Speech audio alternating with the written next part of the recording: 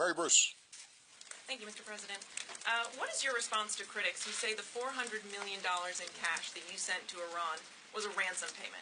Was it really simply a pure coincidence that a payment that was held up for almost 4 decades was suddenly sent at the exact same time that the American prisoners were released? And can you assure the American people that none of that money went to support terrorism?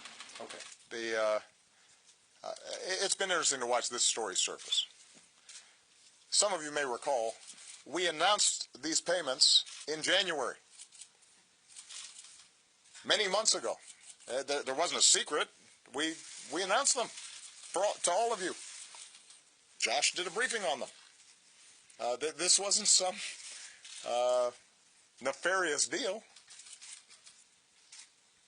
And at the time, we explained that Iran had pressed a claim before an international tribunal about them recovering money of theirs that we had frozen, that as a consequence of its working its way through the international tribunal, it was the assessment of our lawyers that we were now at a point where there was significant litigation risk and we could end up costing ourselves billions of dollars.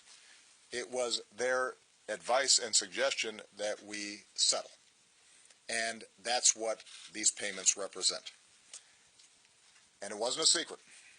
We were completely open with everybody about it, and it's interesting to me how suddenly this became a story again. That's point number one. Point number two, we do not pay ransom for hostages. We've got a number of Americans being held all around the world. And I meet with their families. And it is heartbreaking. And we have stood up an entire section of interagency experts who devote all their time to working with these families to get these Americans out. But those families know that we have a policy that we don't pay ransom.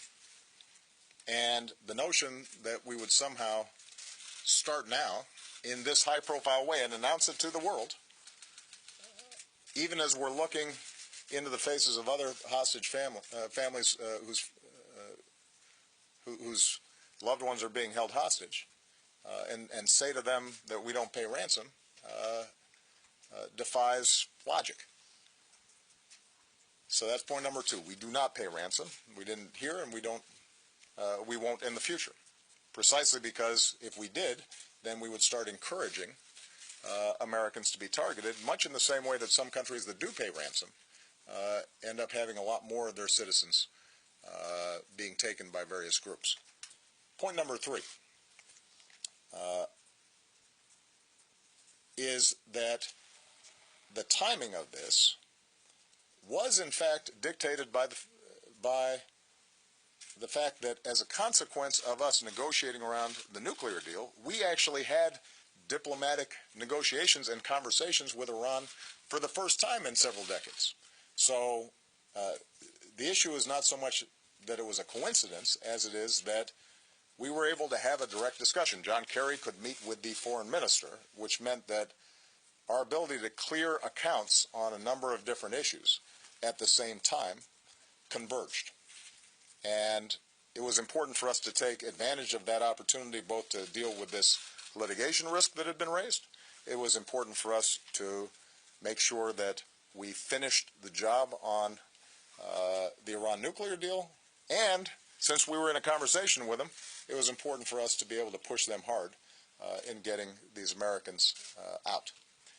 And let me make a final point on this. It's now been well over a year since the agreement with Iran to stop its nuclear program was signed. And by all accounts, it has worked exactly the way we said it was going to work. You'll recall that there were all these horror stories about how Iran was going to cheat and this wasn't going to work, and Iran was going to get $150 billion to finance terrorism and all these kinds of scenarios. And none of them have come to pass. And it's not just the assessment of our intelligence community. It's the assessment of the Israeli military and intelligence community, the country that was most opposed to this deal, that acknowledges this has been a game changer and that Iran has abided by the deal and that they no longer have the sort of short-term breakout capacity that would allow them to develop nuclear weapons. So what I'm interested in is, if there's some news to be made, why not have some of these folks who were predicting disaster say, you know what, this thing actually worked? Now that would be a shock. That would be impressive. If some of these folks who had said the sky is falling suddenly said, you know what, we were wrong, and we are glad that Iran no longer has the capacity to break out in short term and develop a nuclear weapon. But of course that wasn't going to happen. Instead, what we have is the manufacturing of outrage in a story that we disclosed in January. And the only bit of news that is relevant on this is the fact that we paid cash. Which brings me to my last point. The reason that we had to give them cash is precisely because we are so strict in maintaining sanctions, and we do not have a banking relationship with Iran, that we couldn't send them a check. And we could not wire the money. And it is not at all clear to me why it is that cash, as opposed to a check or a wire transfer, has made this into a news story. You know, maybe because it kind of feels like some spy novel or, some, crime novel, because cash was exchanged. The reason cash was exchanged is because we don't have a banking relationship with Iran, which is precisely part of the pressure that we were able to apply to them so that they would ship a whole bunch of nuclear material out and close down a bunch of facilities that, as I remember, 2 years ago, 3 years ago, 5 years ago, was people's top fear and priority, that we make sure Iran doesn't have breakout nuclear capacity. They don't. This worked.